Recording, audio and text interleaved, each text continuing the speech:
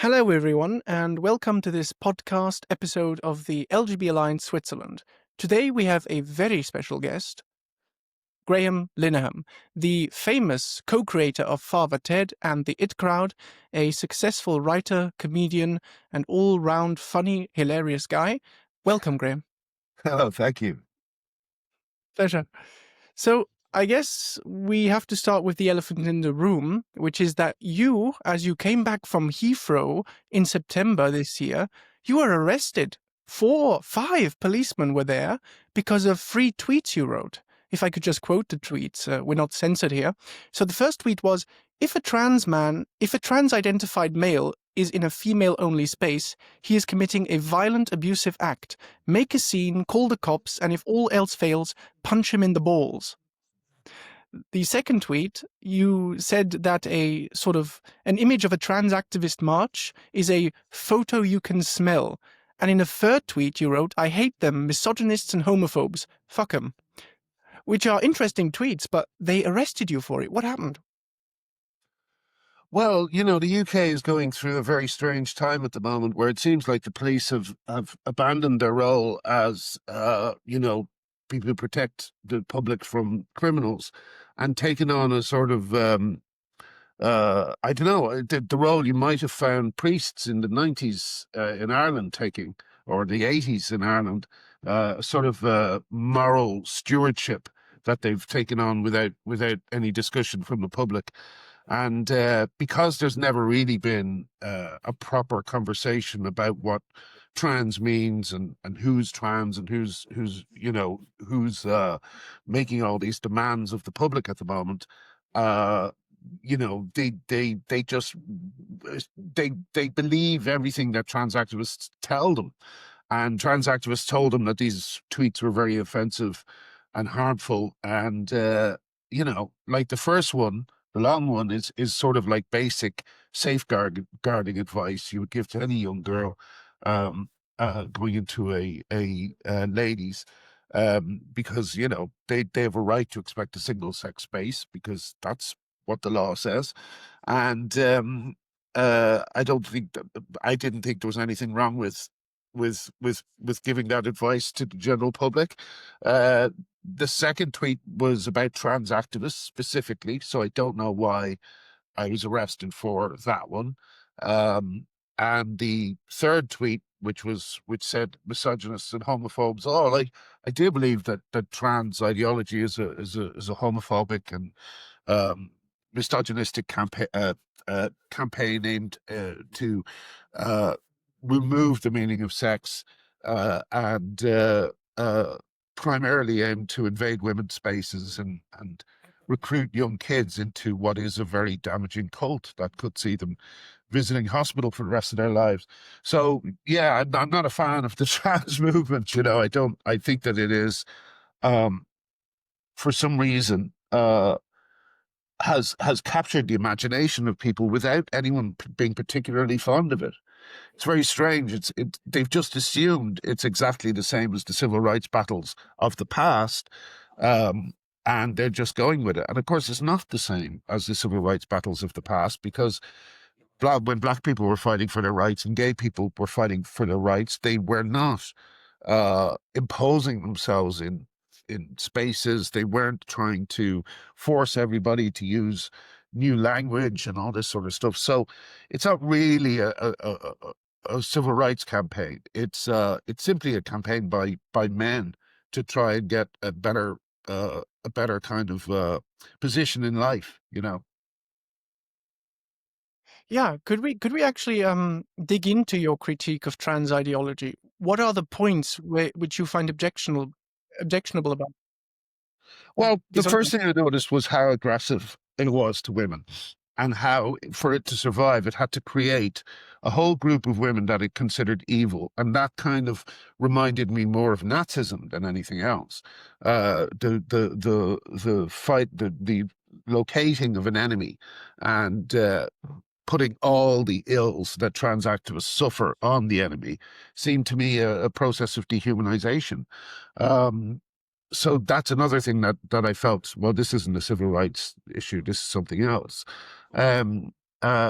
uh, and I just basically, and then, when you see what kids are going through, I follow this creator called Exulancic who maintains a site where she basically just shows you videos of these young girls who are all on testosterone, who, some boys, but mostly girls, who are all on testosterone, who are all desperate to go to the toilet standing up as if it was the greatest achievement one could reach.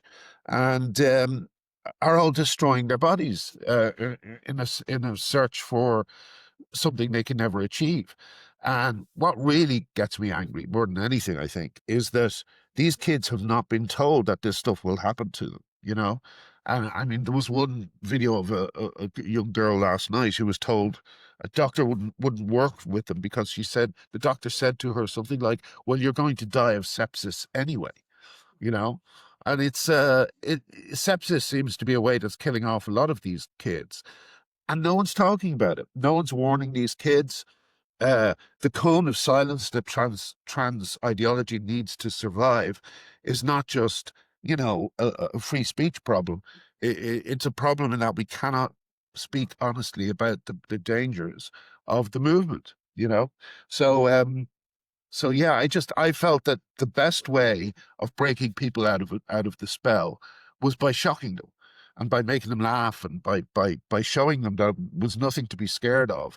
The only reason trans activism was able to destroy my life and the lives of other people who have been in this fight is because all of us were isolated in our groups, in our friendship groups, and like my friends just completely abandoned me.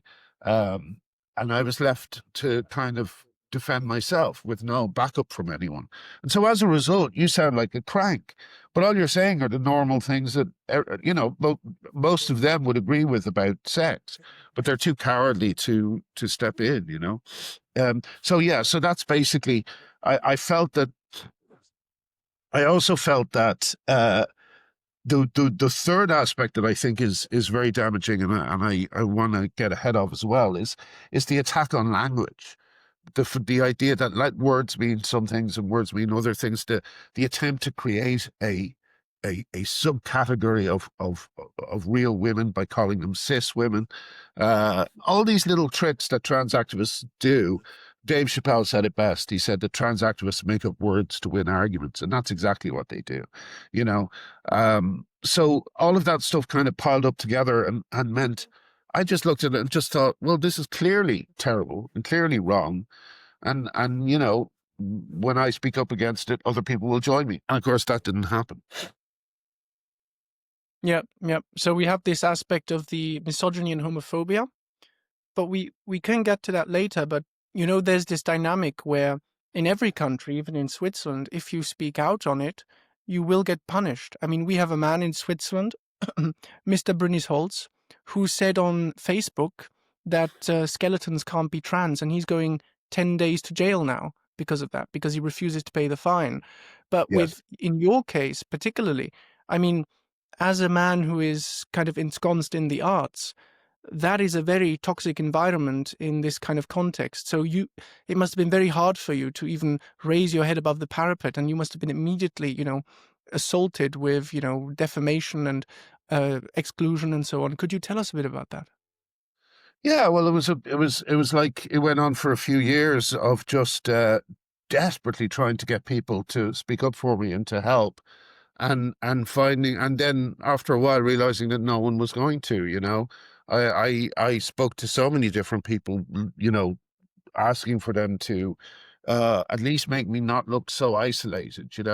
And you would talk to them and they would nod and be very understanding. But then when it came to um, the final thing you have to do, which is go public, they couldn't do it. And that meant that, my life was being picked apart in front of all my friends. And yeah, they just let it happen. And I think in the end, that's the most damaging thing. The fact that you're being harassed and defamed every day, and the people who you would expect to be first to defend you and stand up for you are nowhere to be seen. That's a very damaging thing to a psyche, and I'm still having problems dealing with it. Yes, yes. I heard there was a Father Ted play which you had, which also got cancelled, which is a great Yeah. shame, because that would have been lots of fun. Well, exactly, and it would have brought people back to the theater, but they think it's more important to continue to defame me than to get the show done, you know? Oh, excuse me. Um, so, yeah, that show was ready to go and it was very funny and needed a rewrite, but everything needs a rewrite. And the songs were great. And they just pulled the plug. They just pulled the plug because unfortunately within Hattrick, there's a lot of activists who were whispering in Jimmy Mulville's ear. And as a result, I would often hear him coming out with trans activist cliches, bad behavior on both sides, he once said. When I brought up the sports thing, his attitude was to laugh at it. And I realized that, oh, I'm not going to get any help from the people who are supposed to be helping me, and that was when I kind of gave up on it. It took a while. It took a few weeks for me to realize it was done, uh, but you know, I came to realize it was all over. The only thing I'm glad about is that my disloyal friends, who were all going to get rich on it, will not get rich on it. That's the only thing. I'm glad I could. I'm glad their disloyalty and their cowardice will not be rewarded. So that's about the only thing. Yes, That's yes, good side. yeah. I heard about And that guy, that guy who's been arrested. 10 days in prison is outrageous. It's absolutely outrageous. And he'll have a criminal record as well. He's just a music, he makes musical instruments, doesn't he? Or something like that. he repairs wind instruments. He repairs wind instruments and they're throwing him into jail. Just unbelievable. If you know him or anything about, or his friends or anything like that, please pass on the support of me. And I would imagine most women in the UK.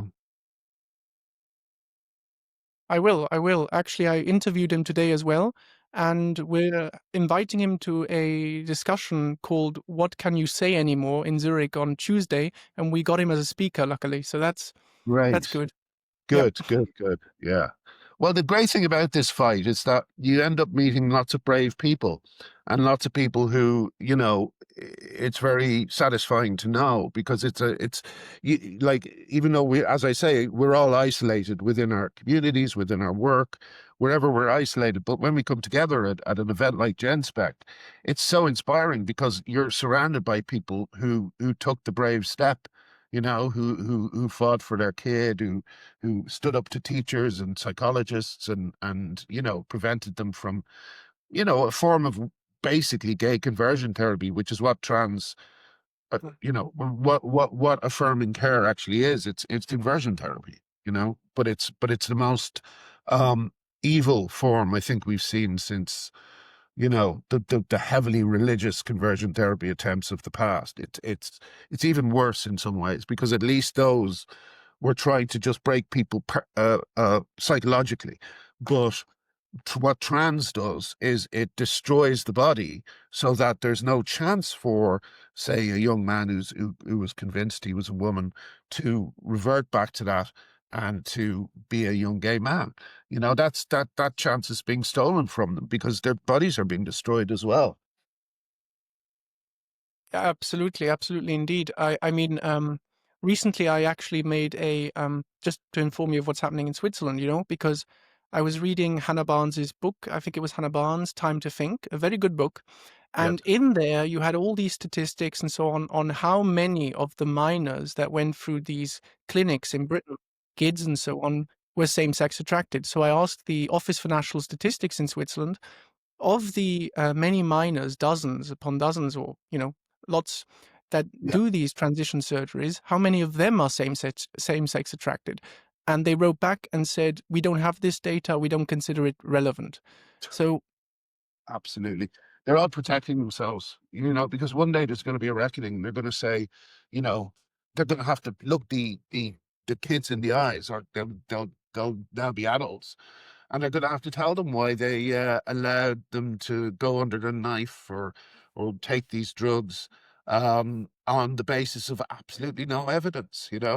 There's the harm that W Path is doing it can't hardly be measured because this is like supposedly the world leader in trans healthcare, and it is issuing protocols that everybody is taking as gospel, even though a recent investigation into the WPATH organization revealed that the people behind it are calling them doctors would be a huge compliment. They're ideologues and they're crazy, you know, and so no one expects there to be a world leader in any kind of healthcare whose members are actually crazy. And I'm not exaggerating. Like they link to a website of child pornography, you know, you know, based on kids being eunuchs. So the world leader in trans healthcare is linking to a page that for men who are aroused by the idea of young boys having their being castrated, and that's what they're doing for real in real life as well. And no one can put it together in their heads because they're going to have to accept that they were responsible for in some way. They were at least by doing nothing, they were complicit in one of the greatest medical scandals of all time, you know. Yeah, yeah, absolutely. I agree. I mean, what they're doing is, you know, I mean, the same applies to lesbians, but if you take a young boy who plays with dolls and has, you know, girls' clothes, rather than telling that boy he might just be gay, they say you're probably a girl. So what they're doing is turning a boy who likes boys into a girl who likes boys. So they've kind of what they don't change is the sexual orientation, because that's very difficult to change. But they change the what they call the sex or gender or whatever it is, and that's a terrible thing. It really, yeah, it heterosexualizes gays, Well, lesbians, and gays. one of the very first things I read was what was the thing? It returns gay people into a closet made of their own bodies, you know? And that's what I think is the most frightening aspect of all this. That, you know, this is an experiment. It's doctors just kind of amusing themselves by seeing what will happen if you pump kids full of wrong sex hormones, and the results are not very good. You know, I heard like you know, and the results of most trans operations are not very good. And so you see, as I say on this channel by Exi Lancic, kid after kid describing their progress or lack of progress through the hospital system, through their own illness. And they have no idea that they've been lied to. They have no idea that this stuff is not, nor it shouldn't be normal. They should not be like used to a life in hospitals now. But they are just kind of filming themselves and yeah, I gotta go to the hospital next week. My doctor says this, doctor says that. These kids should be out having fun, you know, but instead they've got like tubes coming out of them because they've had their systems screwed with to such an extent that, you know, they're just living between hospital visits.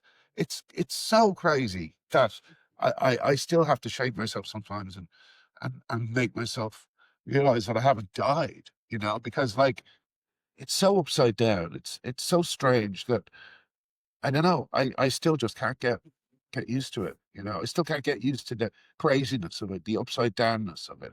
And I can't get used to the fact that so many people are such cowards. Yeah, yeah, the cowardice is a real problem, and you know, it's policed by these ideologues who keep a tight grip on their social friend groups and these milieus. You know, you were conversing in, and so on.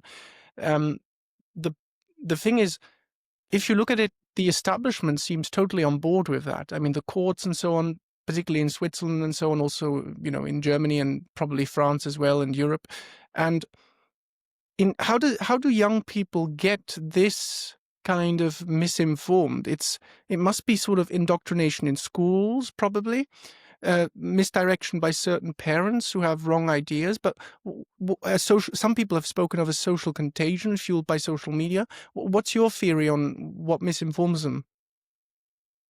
Yes, it's definitely the internet. I mean, you know, if you look at trans rights and the language of trans rights, there's no intellectual discussion behind it. The only intellectual discussion you'll find is from, you know, guys, a trans-identified bloke writing a book about pornography, where he's able to explore the, you know, why pornography made him trans, which is something that even those on the other side admit is a thing, and but I think that the main thing that helped it spread so quickly was the fact that none of their positions are intellectual positions. They're all memorized positions. So they're memorized like so the things they've memorized are things like, well, it's just like the trans people have always been there.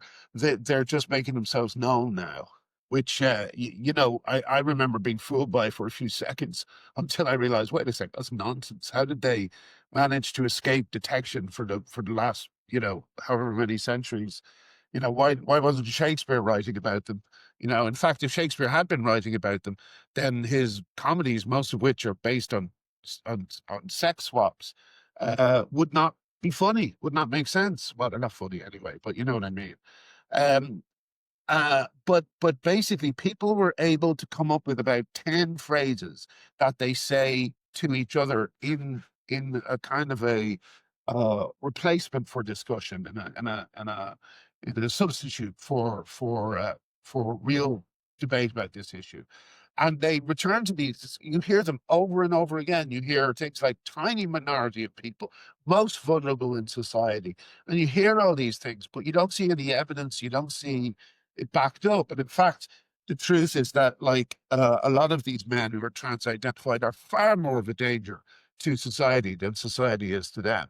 We've seen the sheer volume of sex offenders saying that they're trans to get an easier time in prison, and sometimes get put in prisons with vulnerable women who do not need to be punished by the threat of rape, along with being incarcerated. So these thought terminating cliches, they were able to spread because the internet and also when most people are like, they want to just get on with their lives, they want to enjoy their lives, they're happy with who they are. They don't want to take on a complicated intellectual discussion.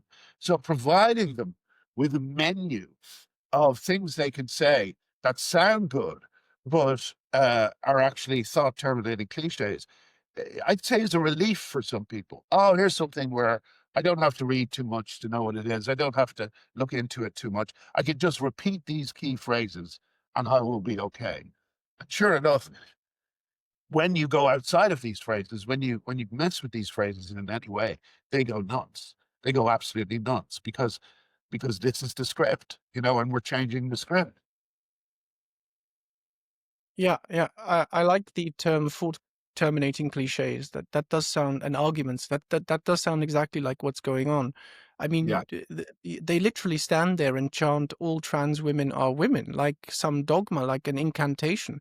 It's really yeah, creepy, and yeah, there are no arguments behind it, no real arguments. I mean, you've got certain academic texts which try that, but ultimately, it's all. Oh, yes.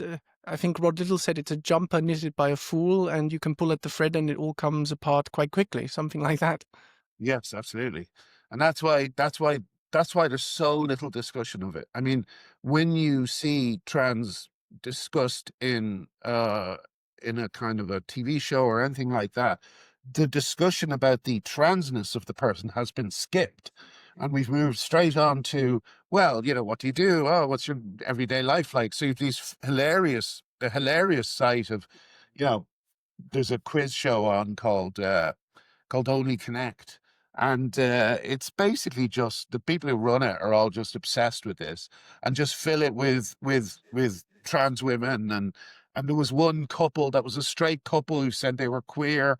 So it was really insulting and homophobic. But they don't even see it. They just think, no, this is not, we're being nice to these people. And they don't think about their actions um past just putting these people on a platform, but the conversation needs to be had. What does trans mean? Does it mean transvestite or transsexual? There's a lot of confusion around that one. So if I put on lipstick and makeup and a wig, I'm trans suddenly. How does that work? And then the argument turns into something like, well, no, you have to believe it. Or you have to live as a woman for a few years. It's like, what is living as a woman? If I wear, like, do women not wear t-shirts and jeans like I'm wearing at the moment? Is that not living as a woman? You know? Mhm. And the truth is that is simply the most fucking, lamest, most obvious, most ridiculous uh uh kind of expression of living as a woman. He simply wears a polka dot dress and having long hair, and it's like that's what the Rolling Stones did. That's what everybody did. It's like this period of youth, which is very gender non-conforming and playing with things like, when I say this period, I mean adolescence. Uh, Playing with sexual expectations and so on.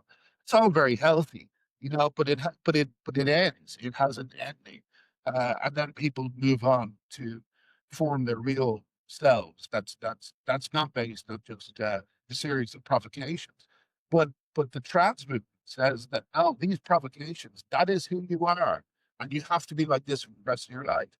So of course, all these young boys who semi pass as women, they're in for a real shock when time goes on, and their features just become more male and more they're aging, better than a dumb age in the same way, and they're to be left with nothing.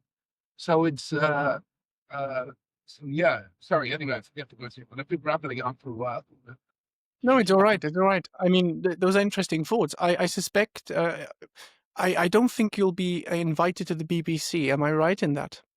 Yeah, but the BBC, gosh, they're screwed for all sorts of reasons. Same thing happened with the BBC that happened with the New York Times, the Washington Post, the Guardian. Basically, a whole generation of activist journalists entered these newsrooms and poisoned every single one of these titles. Like the BBC has been simply a propaganda outlet for trans ideology for the last 10 years. The New York Times and the Washington Post are similar. Again, they've just accepted there's this thing called trans. We all understand what it is, and here's a new piece about it. And it's like, no, we don't accept it. We don't know what it is. You've got to explain it better if there's going to be mass exception, and it will never be mass exception because it is nonsense. It's sorry, not mass exception, mass acception, and it will it's a fad. And I always say, like bell bottom jeans, them in the 60s, like Mm. the jeans that had like really big uh you know uh they had really big, like, what's the bit down at the bottom? But anyway, they were really loose and floppy, and hippies wore them. And I thought Mm. bell bottom jeans were a fad, but at least they didn't sterilize people. Do you know what I mean? It's crazy to me that we're in the 10th year of this at least, and more people aren't pulling the brakes. Yeah, yeah. And if you look at I mean, yes, it does seem to be some sort of fad, and the adolescence part was quite interesting because uh, I don't know. I mean, if you're unsure of your sexuality, or if you're a girl who's growing up and having bodily changes, you can get scared of growing up and becoming 18 and mature and everything, and then they give you puberty blockers to stave that off, to delay it, and then Yeah. you sort of get comfortable with that and everything. I mean, that is a big factor, isn't it? This being scared of growing up as well. Yes, yes, and I think that another reason why it's quite so frightening is because young girls are exposed to porn, I think, at a younger age. And I think they see images in porn that they simply do never want to be a part of. And as a result, they start to disassociate from their bodies as a trauma response. Um, and so, yeah, so pornography is another aspect that I don't think people, again, we never had the conversation. What has pornography done to us as a society? Why are some of the more um, you know perverse forms of uh sexuality and mutilation ending up in children's books? Like we've been, I think that as a society, we've been slightly brain damaged by pornography. And because it happened to everybody at the same time, it's hard to measure the damage. Some people would love pornography because there's more naked girls, on their screens. But some love it because there's more brutalized girls on their screens. So to have both satisfactions met, you've got to ask what it's doing to people, you know. And I'm glad that my friends Joe Bartosh and Robert Jessel have written a book about it, because I think it's an important. They've written a book called Pornography, and yeah, I think it's an important part of this conversation. It really needs to um, be addressed. You know, people are scared to address it because it's so grim, such a horrible world, you know. And everybody's little perverse peccadillos. You don't really want to know them, you know. Um, you want people to just get on with them in their private lives and leave everybody else out of it, you know. But unfortunately, it's all displayed. It's all on display. We all know things about each other that we'd rather not, you know. Um, so yeah, pornography is a major factor, I think. Yep, yeah. And autogynephilia, some people also point towards that. Maybe you could explain what that is for the audience? Well, from what I see, from what I'm told, it's a mental condition whereby you associate yourself with porn, not with the male, but with the female, and that takes such a hold over your life that you start dressing like a woman and you start enacting this kind of subservient, incredibly misogynist, incredibly sexist view of what women are. You know, basically uh, holes. You know, that dress up in an attempt to make men fill those holes. That's what these men think sexuality is, and they think womanhood is. And you know, I think there must be a market for it, because a lot of these guys have OnlyFans, what do you call them, accounts, and it's their bottom line, and they don't really have anything else to their lives because they you know, no one knows what to make of them or what to do with them. So pornography is the only way they have of making money sometimes, and so you're not just so the reaction to anyone saying an opposing view is so vicious is because we're actually affecting their bottom line.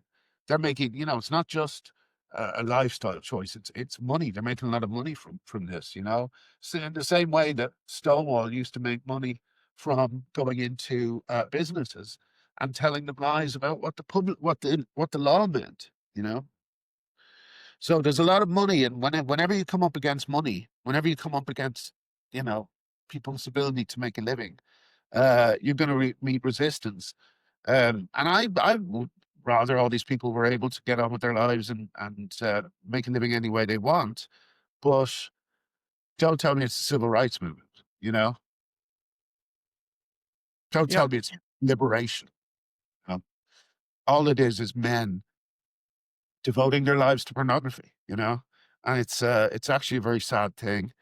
And I think it's going to destabilize society to such an extent. And we're going to have another generation of incredibly confused young kids who are picking up the pieces, you know? yeah, yeah. I see the point. I also think, you know, you have you know, if you talk about the fact that they will never let you speak, you know, and we never have this conversation, you know, you can point back to the Middle Ages where, you know, certain things were not known and there were certain dogmas and everyone thought the same. There were certain, you know, like the earth going around the sun, you know, at a certain point, no one really knew that. So you can forgive them for not, you know, criticizing it, for not bringing it up and including people in the conversation who think differently. But in this Mm, case, we do have people who think differently and for good reason. But yes. that makes it all the more of a bad excuse to not platform you. There's no excuse for that, really. It's absolutely shameful. Yeah. And what they did instead was, because our arguments are so kind of common sense and so kind of and we express ourselves in a civil way. What they have to do is they have to destroy your reputation through rumor and innuendo and smearing and defaming and all the rest of the things they do. Like the other day, I wrote a tweet about someone who had who looked very ill, and I read a thing saying that they were making a speech at a vegan conference, and I said something like, the vegan diet is working out for them great. And of course, this person is actually anorexic, which I didn't know. And I start to get abuse for it. And they really, really try and make the abuse stick because it's another way they can try and smear me. Um, uh, but it has nothing to do with the trans movement. So they don't, for instance, highlight the fact that I raised like thousands of pounds for Vancouver rape relief when they were attacked by trans activists, because that would destroy their argument. They only highlight a mistake I make or a negative thing that happens, because then that builds the picture of me. So once you build a picture of me that's bad enough, then people will simply refuse to be in the same room as me. But I'm hoping that one day it's seen as what it was, which was just a huge psyop, on us all. Mm, mm. Yeah, the abuse thing and what sticks, that's always very interesting because, in a certain sense, the abuse you receive, the exclusion and everything, that could have stuck. You could have been destroyed by that. And to some extent, it did hurt you, but nonetheless, you are continuing to speak out. What gives you the strength? What motivates you to keep speaking out? Because that's quite brave. Well, I think the fact that Substack was able to provide me with a second income was really useful. I mean, I would not have survived without Substack. People suddenly I had a job I could do, and people were able to pay me for doing it, and that was a lifesaver. Um, and it still continues to be my main source of income.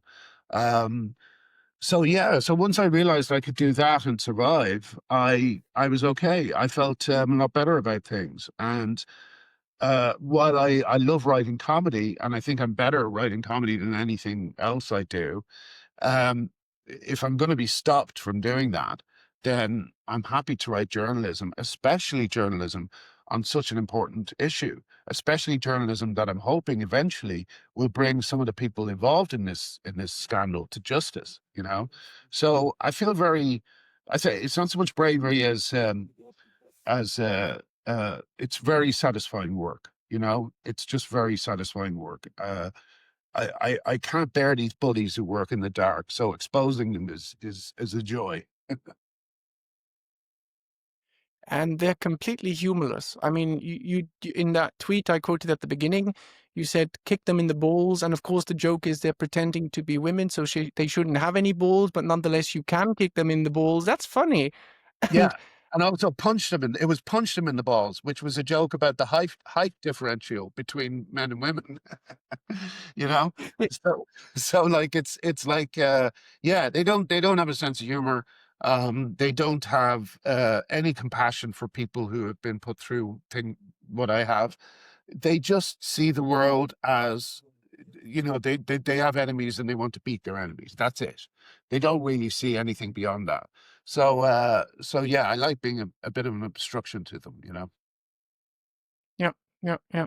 So at the moment you're in America, if I understand correctly, Yes, which in means Ireland. you've moved out from Britain. Is it that bad in Britain, or what was the motivation for that choice? Well, yeah, I mean, I don't really have anything for me in the UK. No one stood up for me, and I really don't want to meet anyone I used to work with because they kind of disgust me. I don't want to work in the UK because I don't want to work with people who refuse to help. So yeah, I've just come over to the States where I'm working on new material and trying to rebuild. That's all I can do. And America at the moment, the atmosphere in terms of freedom of speech is great. People can really speak. Because that's like a holy part of the American character, which is freedom of speech is sacrosanct. Um, and they're astonished by what's happened to me. I know people have been uh, cancelled over here, but mine is one of the bigger stories since I got arrested, and they can't believe it. They just can't believe it's happening. So it's good to be here and to feel that there's some people who are, you know, on steady ground and who you can speak to about issues without them. Like, I bet a lot of conservatives because of this fight. And the thing I found is that most of them tend to be just incredibly lovely people. And if you disagree with them on something, well, so what? You move on to something else, you know? Um, I find that I'm more of a accepting and broad-minded person over here. So it's good for me. It's good for me in all sorts of ways, you know. And also it's very sunny, which is lovely. And I have a swimming pool, which makes which I can sit beside and pretend I'm in LA. And yeah, it's really nice. Well, that does sound good. I mean, it reminds you of when before America was really founded with the American Revolution and everything, that people went over there to escape the old world, which was kind of tyrannical. You're kind of doing the same thing now, Yeah, and yeah, I it's want to it's try and also be Billy Wilder. I want to try and be like Billy Wilder, you know, who came from Austria, I think, you know, and was went on to make some of the best American movies of all time. Sadly, I'm a bit too old to do that, but at least I can copy his trajectory, you know. yeah, yeah. Any projects you've got cooking, like anything we should be aware of or look out for? Well, nothing's ready yet, but I've written a film that I think is very good that I'm about to um, do a rewrite on this week. We've written a sitcom, written all 8 episodes that we're shopping around.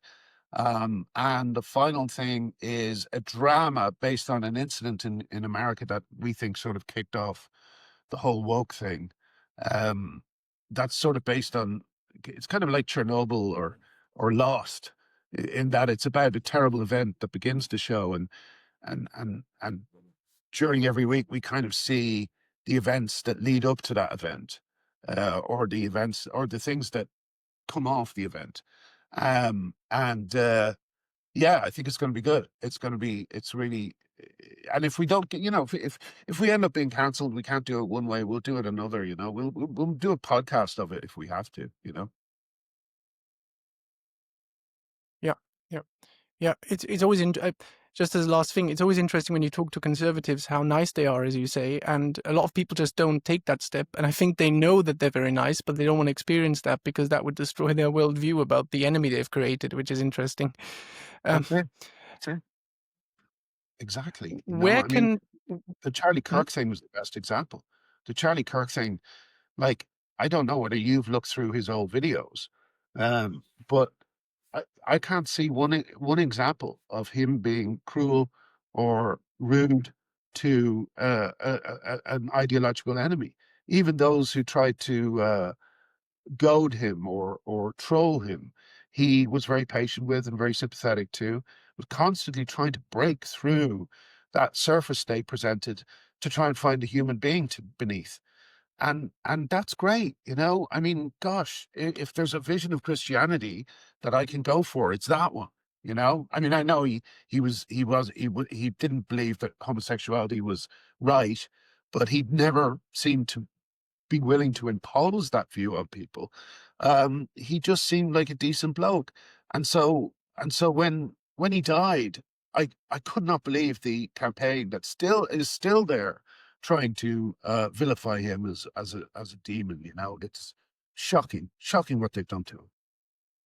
Yeah, yeah, shocking, shocking. I mean, in the famous episode, everyone got wind of it in Germany. One of the presenters, sort of from the US correspondent, said on national TV that Charlie Kirk had advocated for the stoning of gays. Complete disinformation. They had to Yeah. apologize for it, but that went round the entire, everywhere. It was really Yes. terrible.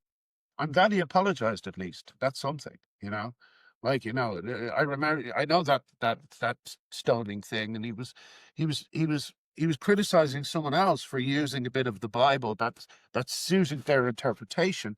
And then he pointed out, well, they used to stone, you know, they advocate stoning people in Leviticus. So, you know, be careful what kind of Bible verses you choose.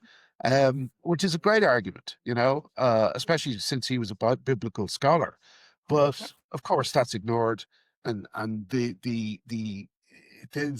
idea that he advocated stoning gays is still abroad. You can still hear, I still get people saying it, you know.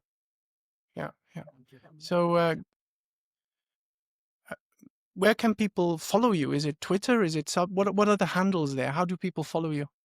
Yeah, Twitter. I'm Glinner on Twitter, Glinner. I also have a Substack called the Glinner Update, where we report mainly on this issue. And I have yeah, that's about it really, just those two places. Um, yeah, we just opened a merch store, so I'm trying to make a bit of money off my recent infamy. So yeah, that's gonna be good. So just basically come to the Glenner Update or my Twitter site for more details. Very good. Very good. Well, let's thank Mr. Linehan for being here. Thank you very much. Thank you, Andrea. That was great. Really enjoyed it. Pleasure. See you next time. See you next time.